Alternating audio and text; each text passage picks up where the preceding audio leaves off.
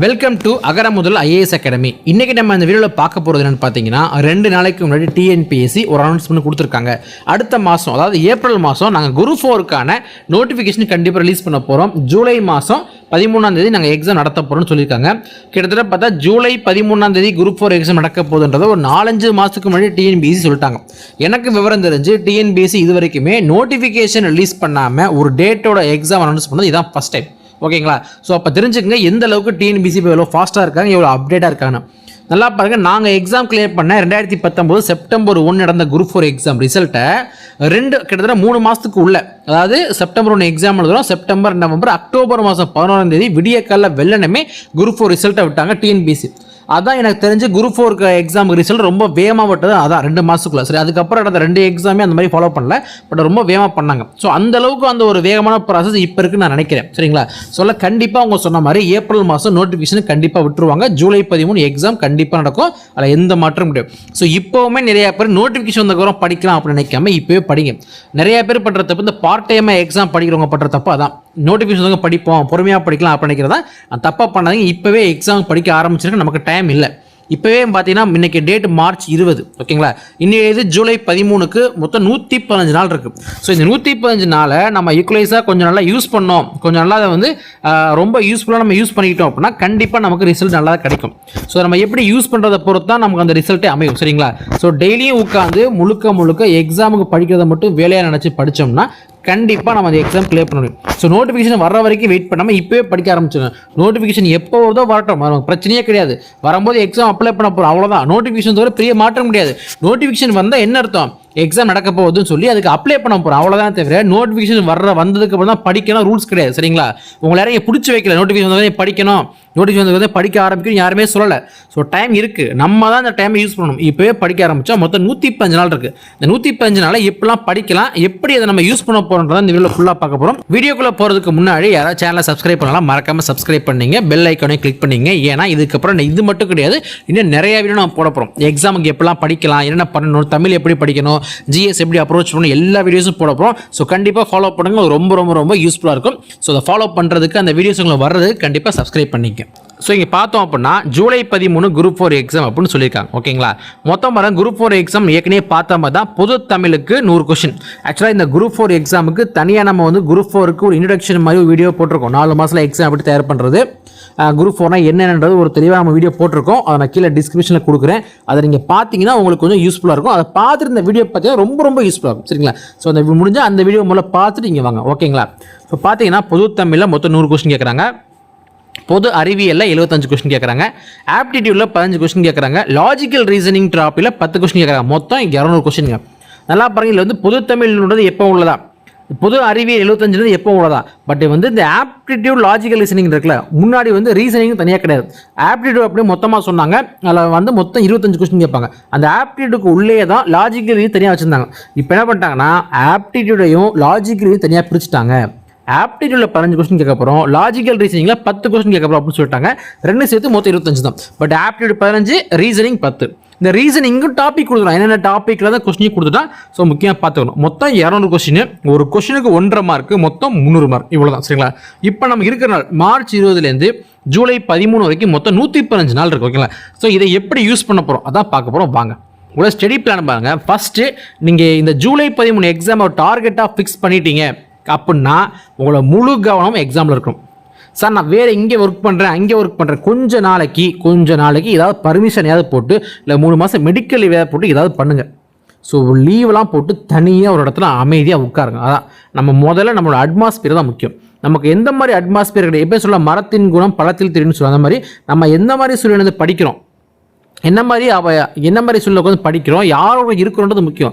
நீங்கள் நல்லா படிக்கிறவங்கள உட்காந்திங்கன்னா அவங்க படிக்கிறத பார்த்து நமக்கு கொஞ்சம் படிக்கணும்னு தோணும் இல்லையா? எப்போவுமே அந்த வந்து அந்த என்ன சொல்கிற அந்த ஒரு நெகட்டிவாக பேசுகிறவங்களே நீ நினச்சனாகும், நெகட்டிவாக தான் மைண்டு போகும். இப்போ வந்து நாங்கள் எக்ஸாம் படிக்கும்போது நிறைய பேர் நிறையா சொல்லியிருக்காங்க, இதெல்லாம் படிக்காதெல்லாம் வேஸ்ட்டு, காசு கொடுத்தா வேலை கிடைக்கும் அப்படிலாம் சொல்லுவாங்க. பட் நான் காரோட வாங்கலை. அப்போ நினச்சிருந்தோன்னா இன்றைக்கி நான் வந்து வேலைக்கு போயிட்டு இந்த மாதிரி உங்கள்ட்ட பேசியிருக்க முடியாது. சரிங்களா? அன்றைக்கி நாங்கள் எடுத்துக்கல, எங்கள் மேலே நம்பிக்கை வச்சு படித்தோம், நாங்கள் வேலைக்கு போனோம், இங்கே உட்காந்து உங்கள்கிட்ட பேசுகிறோம்.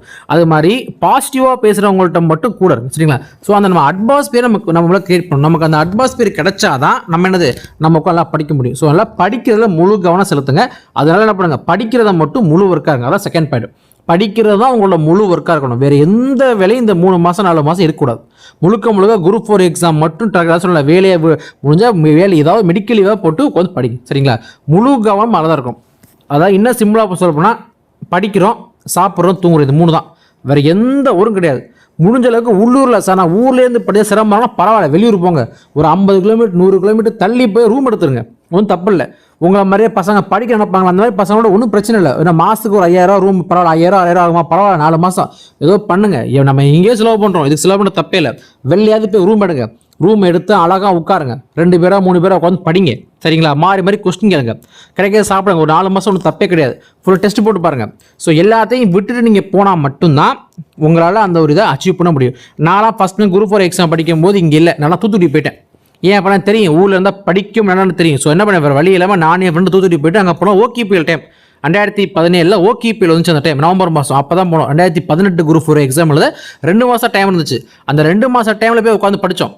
ஓகேங்களா? OKPL போய் நான் விடியக்கெல்லாம் 6 மணிக்கு கிளாஸ், 5 மணிக்கு இருந்துச்சு குளிச்சு கிளம்பி போவோம். ஏன்னா படிக்க நினச்சிட்டு இருந்தோம். ஊரில் இருந்தால் படிக்க முடியாது, நிறையா வந்து டைவர்ஷன் ஆகும்னு சொல்லிட்டு என்ன பண்ணோம், அதுக்காக தான் போனோம். ஸோ அந்த மாதிரி நமக்கான அட்மாஸ்பியர் நம்ம தான் கிரியேட் பண்ணணும். அப்படி கிரியேட் பண்ணால் தான் நமக்கான வேலை. ஸோ படிக்கிறத மட்டும் முழு ஒர்க்காக பாருங்கள், வேறு எந்த ஒர்க்கும் இல்லை, வேண்டாம். ஓகேங்களா? அதுக்கப்புறம் முக்கியமாக அதிகாலை விழிப்பு. டெய்லியும் காலையில் வெள்ளை நினச்சி பழகுங்க. ஏன் சொல்கிறேன்னா, காலைல வேலை நினச்சி பழகினா நமக்கு நிறையா டைம் கிடைக்கும். உலகத்திலேயே பெரிய பெரிய பதவியில் உள்ளவங்க, ஒரு மிகப்பெரிய சாதனை எல்லாருமே அதிகாலையில் சீக்கிரம் எழுந்தவங்க. ஏன்னா டைம் இருக்காது. நீங்கள் வந்து காலைல 8 மணிக்கு எழுந்திரிச்சிங்கன்னா உங்களுக்கு அந்த அதாவது உங்களோட பிளேஸ் உங்கள்கிட்ட இருக்காது, வேறு ஆளுக்கு போயிடும். நிறைய பேர் சொல்லுவாங்க போட்டி போட்டு படிப்பாங்க, போட்டி போட்டிருப்பாங்க. நீங்கள் நான் சொன்ன மாதிரி தூத்துக்குடி நிறைய இடத்துல படிச்சிங்கன்னு வச்சிங்களேன், உங்களால் தூங்கவே முடியாது. பக்கத்து ரூமில் உள்ளவங்க பார்த்தா மிட் நைட் 1 மணிக்கு 2 மணிக்கு முக்கால் படிச்சுக்கிட்டு இருப்பான். ஐயோ இவன் இப்படி படிச்சுட்டு இருக்கான், பேய் மாதிரி படிக்கணும், நமக்கு தூக்கமே வராது. அவங்களும் சேர்ந்து நம்மளும் போய் படிப்போம். அந்த மாதிரி தான் இருக்கும். சரிங்களா? ஸோ அந்த மாதிரி இருக்கும். அந்த மாதிரி சொன்னால் அதிகாலை நீங்கள் சீக்கிரம் ஒரு 4 மணிக்கு இருந்துச்சு பழனிங்கன்னா எக்ஸ்ட்ரா உங்களுக்கு ஒரு 3 மணி நேரம் கிடைக்கும். நீங்கள் 7 மணிக்கு இருந்துச்சு என்ன ஆகும், 4 மணிக்கு இருந்துச்சா ஒரு 3 மணி நேரம் உங்கள் கையில் இருக்கும்.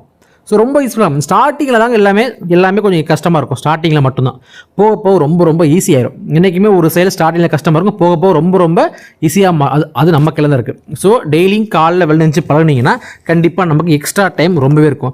நைட்டில் கொஞ்சம் படிக்க முடியாது. நைட் எவ்வளோ படித்தாலுமே ஃபுல் நம்மளால் படிச்சு இந்த இது பண்ணவே முடியாது. ஸோ விடிய காலையில் இருந்துச்சுன்னா எந்த டிஸ்டர்பன்ஸ் இல்லாமல் நிம்மதியாக படிக்கலாம். அதில் டெய்லியும் காலையில் எழுந்திரிக்கிறது ப்ராக்டிஸ் பண்ணிங்க. ஓகேங்களா? அப்புறம் பாருங்கள் எப்படி படிக்கணும்னா, டெய்லியும் முதல்ல 3 சப்ஜெக்டாக படிக்கணும். அது என்ன சார் 3 சப்ஜெக்ட் பார்த்தீங்கன்னா, ஜென்ரல் தமிழ். ஓகேங்களா? காலையில் ஜென்ரல் தமிழை படிக்க பழக்க வச்சுக்கோங்க. மதிய டைமில் ஜிஎஸ்ல ஒரு டாபிக் ஸ்டார்டிங்கில் படிக்கும்போது மதியம் என்ன பண்ணுங்க, ஜிஎஸ்ல ஒரு டாபிக் படிங்க. 2-3 டாபிக் சார் நான் ஜிஎஸ்ல வந்து ஹிஸ்ட்ரி எடுக்கிறேன், பாலிட்டி ஸ்டார்டிங்கில் வேண்டாம், போட்டோம் ஒரு 5 நாள் போட்டோம். ஃபஸ்ட்டு ஒரு 5 நாள் ஒரு டாபிக் எடுத்து அந்த டாப்பிக்கை பற்றி கண்டிப்பாக அந்த டாப்பிக்கை பற்றியே கொஞ்சம் படிச்சுக்கிட்டு கொஞ்சம் தெரிஞ்ச ரிவிஷன் பண்ணிட்டே வாங்க. அதுக்கப்புறம் என்ன பண்ணுங்கன்னா, ஈவினிங் டைமில் ஆப்டிடியூட் ரீசனிங் ஏதாவது ஒன்று ஸ்டார்டிங்கில் போட்டு பழகுங்க. ஸோ இதை ஸ்டார்டிங்கில் பண்ணுங்க. என்ன சொன்னேன், காலையில் தமிழை படிங்க, மதியம் டைமில் ஜிஎஸ்ல ஸ்டார்டிங்கில் ஒரு டாபிக் படிக்க ஆரம்பிங்க, ஈவினிங்கில் ஆப்டி ரீசனிங் ஏதாவது ஒன்று இல்லை 2மே ஒன்று பரவாயில்ல, முடிஞ்ச அளவுக்கு ஒரு டாபிக் எடுங்க. ஒரு டாபிக் எடுத்து ஒரு டாபிக் எடுத்தோன்னா அதை பற்றி full and full A to Z ஃபுல்லாக போட்டு பார்த்துருங்க. இப்படி தான் படிக்கணும். ஸ்டார்டிங்கில் இதான் ஏன் சொல்கிறேன்னு நான் பண்ணி சொல்கிறேன். அதே மாதிரி டெய்லியும் ஹிந்து தமிழ் படிக்க ஆரம்பிங்க. ஏன் சொல்கிறேன், நியூஸ் பேப்பர் நீங்கள் படிக்க ஆரம்பிச்சிட்டிங்கன்னா தான் உங்களுக்கு சுற்றி உள்ள விஷயங்கள் தெரியும், நீங்கள் இந்த ஃபீல்டில் இருக்கீங்கன்னு தெரியும். ஏன்னா இது காம்படிட்டிவ் எக்ஸாம், நமக்கு வந்து எல்லாமே கரண்ட் அஃபேர்ஸ் வந்து கூட எக்ஸாமில் கேட்குறேன். நீங்கள் கரண்ட் அஃபேர்ஸ் படிக்கிறதுக்குமே இந்த நியூஸ் பேப்பர் ரொம்ப யூஸ்ஃபுல்லாக இருக்கும். ஸோ நியூஸ் பேப்பர் படிக்க ஆரம்பிக்கும் போது நிறைய விஷயங்கள் தெரிஞ்சுக்கும் போது நமக்கு ஒரு கான்ஃபிடென்ட் வரும். உண்மைதான், நமக்கு அந்த ஒரு கான்ஃபிடென்ட் வர்றதுக்கு முக்கிய ரீசன் டெய்லி நியூஸ் பேப்பர் படிக்கிறது தான். ஸோ அதை கண்டிப்பாக பண்ணுங்கள், ரொம்ப யூஸ்ஃபுல்லாக இருக்கும். சரிங்களா? ஸோ அடுத்து என்ன பண்ணணும் அப்படின்னா, ஜிஎஸ் டாப்பிக்கை ப்ரிஃபரன்ஸ் கொடுத்து படிக்கணும். சார் நீங்கள் சொன்னீங்கல்ல மதியம் ஜிஎஸ் படிக்க சொன்னீங்க, அதான் நான் ஸ்டார்டிங்லேருந்து 15 அளவுக்கு சயின்ஸ் நல்லா படித்தேன் சார், சயின்ஸில் 5 கொஸ்டின் கன்ஃபார்மு அப்படின்னு சொல்லக்கூடாது. ஏன்னா சயின்ஸில் கேட்குறதே 5 கொஸ்டின் தான், ஆனால் அதுக்கு பாடம் அவ்வளோ இருக்குது. நீங்கள் அதுக்கு படிக்கிறதுக்கு மற்ற டாபிக் இருக்குது. பாலிட்டியில் 15 கொஸ்டின் கேட்பான், தமிழ் கல்ச்சர் 20 கொஸ்டின் கேட்குறான், இந்தியன் எக்கனாமி டெவலப்மெண்ட் அட்மினிஸ்ட்ரேஷன் சேர்த்து 20 கொஸ்டின் கேட்குறான். சரிங்களா? அதை படிக்கலாம். ஸோ அது மாதிரி ஜிஎஸ் டாபிக்ஸை படிக்கும்போது முதல்ல ப்ரிஃபரன்ஸ் கொடுத்து படிக்கணும். நான் ஏன் காலையில் தமிழ் ஈவினிங் வந்து மேக்ஸ் சொல்கிறேன்னா, தமிழில் 100 கொஸ்டின் கேட்குறான், தமிழில் 100 கொஸ்டின், ஆப்டி ரீசனிங்கில் சேர்த்து 25 கொஸ்டின் கேட்குறான். அது ரொம்ப முக்கியன்றனால தான் காலையிலையும் டெய்லியுமே அதை கண்டிப்பாக படிக்கணும். ஜிஎஸ் டாபிக் தான் மாற்றணும். ஏன்னா டெய்லியுமே நமக்கு தமிழ் ஆப்டி ரீசனிங் பார்த்தா தான் 125 கொஸ்டினில் நம்மளால் ஒரு 100 கொஸ்டின் 110 கொஸ்டின் மேலே ஸ்டார்டிங்கில் நம்மளால் போகிறதுக்கு அந்த ஒரு இதே வரும். அதனால் சொல்கிறது சரிங்களா. ஸோ அது மாதிரி ஜிஎஸ் டாப்பிக்கை ப்ரிஃபரன்ஸ் கொடுத்து படிங்க. முதல்ல பாருங்கள், ஜிஎஸ்சில் படிக்கும்போது பாலிட்டி படிங்க ஸ்டார்டிங்கில். ஏன்னா அந்த பாலிட்டி வந்து எல்லாத்துலையும் லேட் ஆகும். ஹிஸ்ட்ரி லேட் ஆகும், தமிழ் கல்ச்சரில் வரும், தமிழ்நாட்டோட தற்கால தமிழ்நாட்டு வரல எல்லாத்துலேயும் லிங்க் ஆகும். அதனால் பாலிட்டி மூலம் படிக்க ஆரம்பிச்சிங்கன்னா உங்களுக்கு நிறைய இன்ஃபர்மேஷன் கேதர் பண்ண முடியும். அதனால் ஆனால் பாலிட்டி 15 கொஸ்டின் இருக்குது. முக்கியமாக 15 கொஸ்டின் இருக்குது.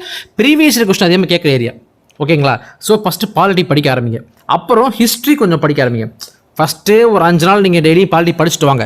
அதுக்கப்புறம் என்ன பண்ணுங்க, அதுக்கப்புறம் ஒரு டாபிக் எக்ஸ்ட்ரா ஆட் பண்ணுங்கள் ஜிஎஸ்ல. அதுக்கப்புறம் எக்ஸ்ட்ரா ஒரு டாபிக், ஒரு நாளைக்கு 2 டாப்பிக்கே படிக்க ஆரம்பிங்க. அந்த மாதிரி சேர்க்கும்போது ஹிஸ்ட்ரியை சேர்த்துக்கலாம், கொஞ்சம் சேர்த்துக்குங்க. அதுக்கப்புறம் நெக்ஸ்ட் வந்து யூனிட் 5 யூனிட் 6. ஏன்னா யூனிட் 5ல் 20 கொஸ்டின். யூனிட் 5 என்னன்னா Indian economy and administration development of Tamil Nadu. Unit 6 என்னன்னா தமிழ் கல்ச்சர் தமிழ் சொசைட்டின்னு சொல்லுவாங்க. அதில் வந்து தற்கால தமிழ்நாட்டு வரலாறு, தமிழ்நாட்டில் கொண்டு வந்த முக்கியமான ஸ்கீம் எல்லாமே வந்துடும். ஓகேங்களா. அதில் 20 கொஸ்டின் கேட்குறாங்க. 20 முதல் 40 கொஸ்டின். யூனிட் 5 யூனிட் 6ல் மட்டும் 40 கொஸ்டின் கேட்பாங்க. அதுக்கப்புறம் ஜாகிரபி 5 கொஸ்டின் தான். ஆனால் அந்த 5 கொஸ்டினுமே 10th ஒரு 7 லெசன் இருக்குது ஜாகிரபி. அந்த 7 லெசனை படித்தா அந்த 5 கொஸ்டின் கன்ஃபார்ம் கிடச்சிரும். சரி. ஸோ ஜிஎஸ்ல இதுதான் உங்களுக்கான ப்ரிஃபரன்ஸ். ஸோ இதை ஃபாலோ பண்ணி படிக்க ஆரம்பிக்கணும். ஓகேங்களா. அப்புறம் நாங்கள் ஸ்டார்டிங்கில் ஒரு ஜிஎஸ் டாபிக் படிங்க. அப்புறம் போக போக 2 ஜிஎஸ் டாபிக் இன்க்ரீஸ் பண்ணுங்கள். நான் சொல்ல புரியுதா. முதல்ல ஒரு 5 நாளைக்கு தொடர்ந்து 1 படிங்க. கொஞ்சம் கொஞ்சமாக ஏற்றலாம். இப்போ நீங்கள் ஜிம் போகிறீங்கன்னு வச்சுங்களேன். ஜிம் போகும்போது ஸ்டார்டிங்லேயே உங்கள்கிட்ட வந்து நிறைய வெயிட்டை போட சொல்ல மாட்டாங்க. யாராக இருந்தாலுமே என்ன பண்ணுவாங்க, முதல்ல த்ரெட்மில்லில் கொஞ்சமாக வாக்கிங் மாதிரி போங்கம்பாங்க. அப்புறம் ஓட சொல்லுவாங்க. அதே மாதிரி பார்த்தா வெயிட்டு தூக்கம் ஃபஸ்ட்டு 5 கிலோ தம்பிள்ஸ் யூஸ் பண்ணுங்கள். அப்புறம் கொஞ்சம் 10 கிலோ 15 ஏற்றலாம்னு சொல்லுவாங்க. ஸோ ஏன்னா ஸ்டார்டிங்கில் மொத்தமாக எடுத்துக்க முடியாது. அதனால தான் சொன்னேன், ஃபஸ்ட்டு வந்து ஒரு 5 நாளைக்கு ஒரு ஜிஎஸ் டாபிக் படிங்க. அதுக்கப்புறம் என்ன பண்ணலாம், அதுக்கப்புறம் எக்ஸ்ட்ரா சேர்த்துக்கும் போது நம்ம ஈஸியாக இருக்கும் படிக்க. அப்போ தான் நமக்கு ஒரு 5 நாளைக்கு ஒரு டாபிக் படித்தா தான் அந்த டாபிக் என்னன்றதை நம்மளால் தெரிஞ்சுக்க முடியும். நீங்கள் ஒரே நாளை எடுத்தோன்னா சார் நான் 3 நாள் படிக்கணும்னு படிச்சீங்கன்னா கொலாப்ஸ் ஆயிரும்.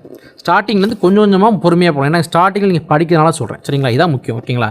அப்புறம் பாருங்கள், 1 வீக் ஃபுல்லாக படித்தது எல்லாத்தையும் ஒரு நாளில் ரிவிஷன் பண்ணிடுங்க.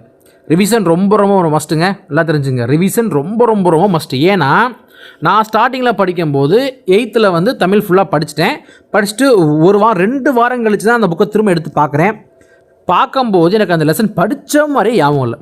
அதில் எதையுமே படித்த மாதிரி ஞாபகம் இல்லை. ஏன்னா நான் ரிவிஷன் பண்ணல. 2 வாரம் கழிச்சு எடுத்தீங்கன்னா அப்போ தான் ஃபஸ்ட் டைம் படித்தது. 2 வாரம் கழிச்சு எடுத்தோன்னு எதுவுமே ஞாபகம் இல்லை. சப்போஸ் நான் படித்ததை 4 நாளைக்கு அப்புறம் நான் ரிவிஷன் பண்ணி வச்சுங்களேன், கண்டிப்பாக அதுக்கப்புறம் நான் 2 வாரம் கழிச்சு பார்த்தப்போ கண்டிப்பாக ஞாபகம் இருந்திருக்கும். ஸோ அதெல்லாம் ரிவிஷன் மஸ்ட்டு. நம்ம ரிவிஷனே பண்ணாமல் சும்மா படிச்சுட்டே போகணும்னு வச்சுங்களேன், என்ன படிச்சுன்னு ஞாபகமே இருக்காது. அதாவது நம்ம புதுசாக படிக்க பழசம் மறைஞ்சிடும். அதுக்காக நான் சொல்கிறேன், நீங்கள் திங்கக்கிழமையிலேருந்து சனிக்கிழமை வரைக்கும் படிக்கிறீங்கன்னா அப்போ என்ன பண்ண, ஞாயிற்றுக்கிழமை ஒரு நாள் ஃபுல்லாக ரிவிஷனுக்கு வச்சுருங்க. ஞாயிற்றுக்கிழமை ஒரு நாள் ஃபுல்லாக ரிவிஷனுக்கு வச்சுருங்க. நீங்கள் வேறு எதையும் புதுசாக படிக்க வேண்டாம். Full and full revision. 6 நாள் என்ன படித்தோம் எல்லாத்தையும் ரிவிஷன் பண்ணுங்கள். முடிஞ்ச அளவுக்கு ஸ்டார்டிங்கில் என்ன பண்ணுன்னா 5 நாளைக்கு ஒரு ரிவிஷன் பண்ணுங்கள். ஸ்டார்டிங்கில் 5 நாளைக்கு ஒரு ரிவிஷன் முக்கியம். அதுக்கப்புறம் கொஞ்சமாக டேட் இது பண்ணிக்கலாம். ஸோ 5 நாளைக்கு ஒரு ரிவிஷன் பண்ணால் தான் படித்தது ஞாபகம் இருக்கும். ரிவிஷன் ரொம்ப முக்கியம். வடிவேல் ஒரு படத்தில் பாய உருட்டோம் பார்த்துருக்கீங்களா. இந்த பக்கம் உருட்டோம் பின்னாடி மடிஞ்சிட்டு வரும், அந்த பக்கம் உருட்டோம் அந்த பக்கம் மடிஞ்சிட்டு வரும்.